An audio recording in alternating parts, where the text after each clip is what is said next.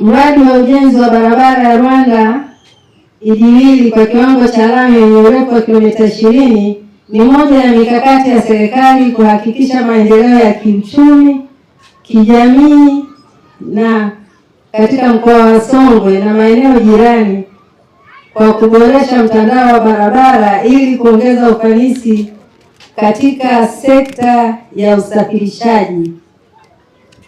Ujenzi wa barabara hii unafadhiliwa kwa 100% na serikali ya Jamhuri ya Muungano wa Tanzania kupitia Wizara ya Ujenzi, Wakala wa Barabara TANROADS.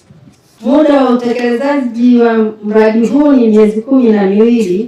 Tarehe ya awali ya kumaliza ujenzi itakuwa ni tarehe 13 Agosti mwaka 2026. Mkataba huu kwa ujumla wa barabara ya kilomita 20 ni shilingi bilioni 45,844,524 na senti 52 bila VAT. Hii barabara Mheshimiwa Waziri, kama nilivyosema, ina kilomita 79. Wakikamilisha hii, wanawake wakifanya kazi vizuri, tutakuja kwako tuangalie tena, waongezee zingine 20 zisogee. Wakimaliza hapa, ukiwaongezea vile, alafu ikawa inasogea kule kwa naibu waziri wako kule, itapendeza sana. Hebu mpigieni makofi sana Mheshimiwa Waziri. Kwa hiyo ndugu zangu, nimeiona hii kazi na nimeridhika na hii kazi, na ninaomba kama nilivyosema ya kwamba fanyeni kazi, wakina mama, fanyeni kazi. Wananchi wanataka kuiona barabara yao inakamilika kwa wakati ili kusudi waweze kuitumia. Na la pili, baada ya lile la taa za barabarani na ukamilifu, ni jambo la ajira.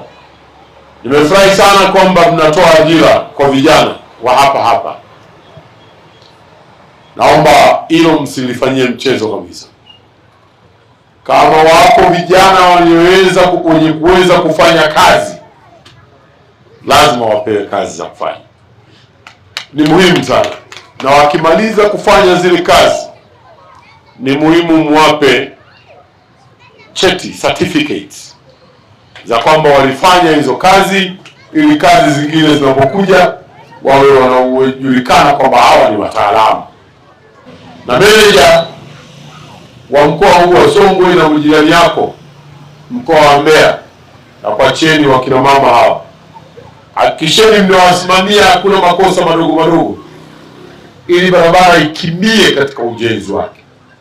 Wamenipa mimi maombi ya kuhakikisha fedha zinapatikana, tutahakikisha hizo fedha zinapatikana.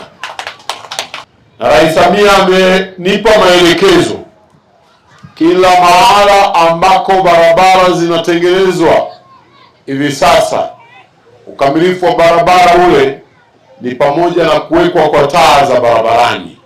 Kwa hivyo na hapa Iyula na vijiji vingine vitapata taa za barabarani ili kuweza kufanya biashara usiku na mchana,